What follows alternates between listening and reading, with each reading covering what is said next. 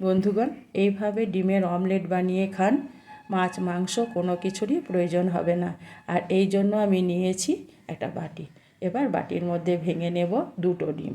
দুটো ডিমের জায়গায় আপনারা ডিম বেশিও নিতে পারেন। আমি এখানে দুটো ডিমের ব্যবহার করেছি। ডিম দুটো ভেঙে নেওয়ার পর আমি এখানে দিয়ে দেব স্বাদ মতো লবণ, আর দিয়ে দেব কুচনো কাঁচা লঙ্কা, অল্প একটু গোলমরিচ গুঁড়ো। ভালো করে ফেটিয়ে নেব। কিছুক্ষণ ফেটিয়ে নেওয়ার পর এই ডিমের মধ্যে দিয়ে দেব এক মুঠ কুচনো পেঁয়াজ। পেঁয়াজটাকেও ডিমের সঙ্গে ভালো করে ফেটিয়ে নেব।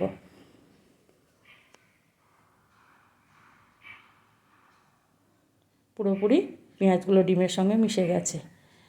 এবার গ্যাসের মধ্যে বসিয়ে দিয়েছি একটা প্যানে কিছুটা তেল দিয়ে দিয়েছি। তেলটা গরম হয়ে গেছে। এই তেলের মধ্যে দিয়ে দিলাম কিছুটা কুচনো পেঁয়াজ। আমি একটা মিডিয়াম সাইজের পেঁয়াজকে কুচিয়ে রেখেছিলাম, সেটাকে দিয়ে দিলাম। এবার নেড়ে চেড়ে পেঁয়াজটাকে আমি বেরেস্তা বানিয়ে নেব। একদম লাল করে, যেমন আমরা বেরেস্তা বানাই ঠিক সেই রকম আমি একটা লাল করে বেরেস্তা বানিয়ে নেব।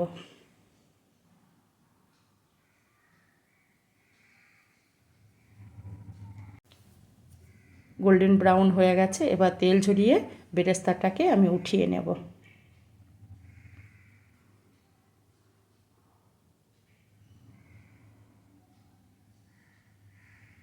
সমস্ত পেঁয়াজ ভাজাগুলোকে আমি একটা বাটির মধ্যে উঠিয়ে নিলাম।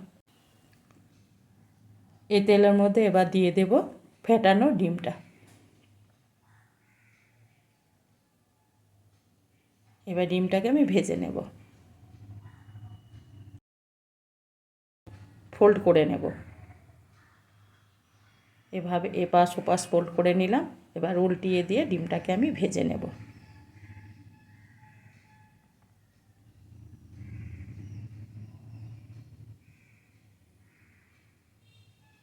আর এইভাবে একবার ডিমের অমলেট বানিয়ে খাবেন, খেতে কিন্তু ভীষণ মজা। আর খুব কম সময়ের মধ্যে হয়ে যায়।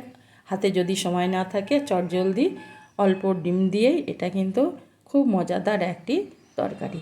এভাবে টিপে টিপে ডিমটাকে ভালো করে আমি ভেজে নিলাম। পিস পিস করে কেটে নেব। আমি 4 পিস করে নেব।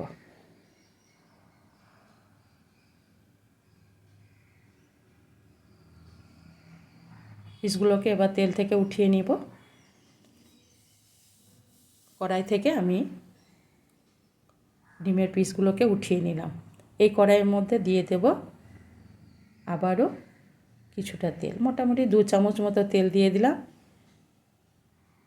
তেলটা গরম হলে এখানে দিয়ে দেব একটা বড় সাইজের আলুকে আমি কেটে রেখেছিলাম এরকম সাইজ করে। এবার আলুটাকে ঘুরিয়ে ফিরিয়ে লাল করে ভেজে নেব।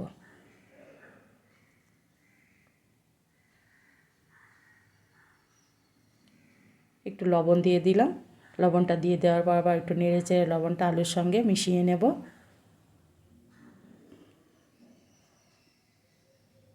এবার একবার ঢাকা দিয়ে দেব।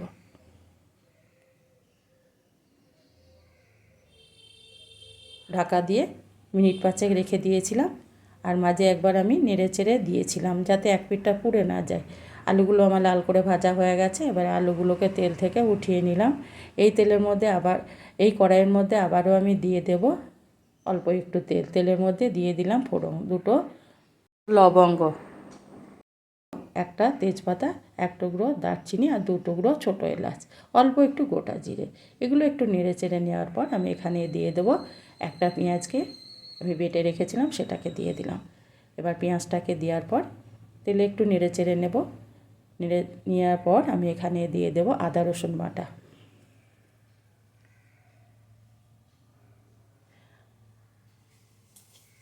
ছোটো চামচে 1.5 চামচ আদা রসুন বাটা দিয়ে দিলাম। পেঁয়াজের সঙ্গে কষিয়ে নেব আদা রসুনটাকেও।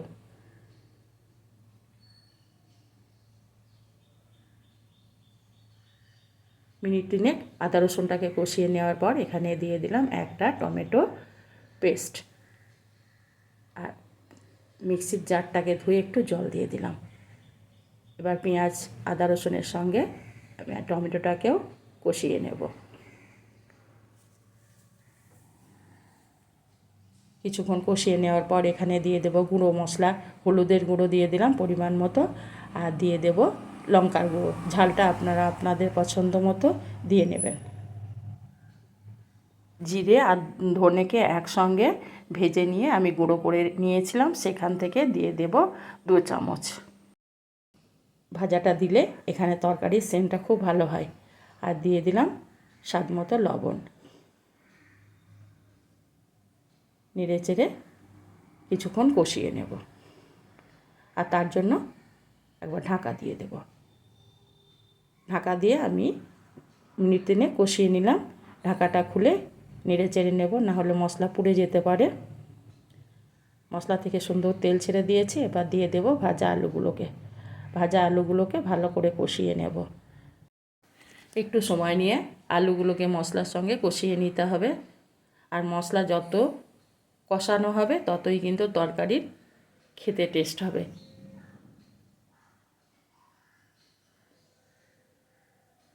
এভাবে কিছুক্ষণ কষিয়ে নেওয়ার পর একবার ঢাকা দিয়ে দেব, আর গ্যাসটাকে লোতে করে দেব। 3-4 মিনিট পরে আমি ফিরে এলাম। এবার মশলাটা শুকনো লাগছে, সেই জন্য আমি দিয়ে দিলাম একটু জল। জলটা দেওয়ার পর আবারও আমি আলুটাকে কষিয়ে নেব। জলটাকে পুরোপুরি আবারও আমি শুকিয়ে নেব, তাহলে মশলাটা আমার ভালোভাবে আলুর সঙ্গে কষানো হবে।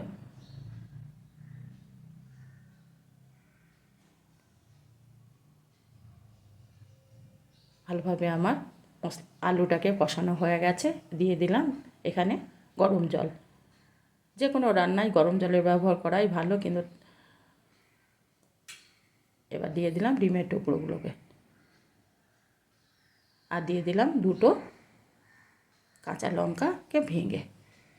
নেড়ে চেড়ে ঝোলের সঙ্গে ডিমগুলোকে মিশিয়ে নেব।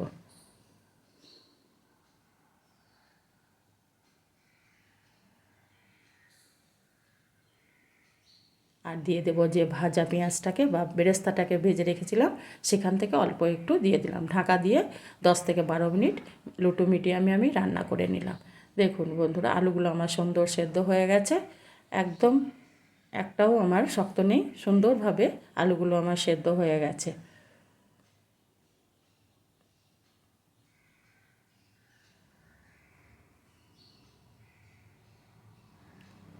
দিয়ে দিলাম গরম মশলা। গরম মশলাটা দেওয়ার পর একটু মিশিয়ে নেব আলুর ঝোলের সঙ্গে, আর দিয়ে দেব কুচনো ধনেপাতা। ধনেপাতাটাকে দেওয়ার পর গরম মশলা আর ধনেপাতাটাকে নেড়ে চেড়ে আলুর সঙ্গে মিশিয়ে নেব।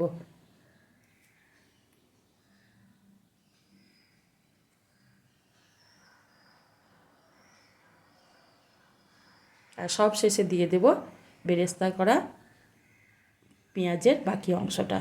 গরম মশলা, ধনেপাতা আর এই বেরেস্তা করা পেঁয়াজটা দেওয়ার পর একটু নেড়ে চেড়ে আমি মিশিয়ে নেব অমলেটের সঙ্গে। তারপর এটাকে ঢাকা দিয়ে গ্যাসটাকে লোতে করে দিয়ে আবারও 2 মিনিট রেখে দেব। 2 মিনিট পর আমি ফিরে এলাম। দেখুন বন্ধুরা, আমার কত লোভনীয়। এবার এটাকে আরও 5 মিনিট রেখে এবার একটা বাটির মধ্যে উঠিয়ে নেব। দিয়ে গরম গরম ভাতের সঙ্গে কিংবা রুটি পরোটার সঙ্গে, যার সঙ্গেই খাওয়া হবে, খেতে কিন্তু ভীষণ মজাদার। আর খুব অল্প টাইমের মধ্যে এই রেসিপিটা তৈরি করে নেওয়া হয়। খেতে কিন্তু অসম্ভব সুস্বাদু।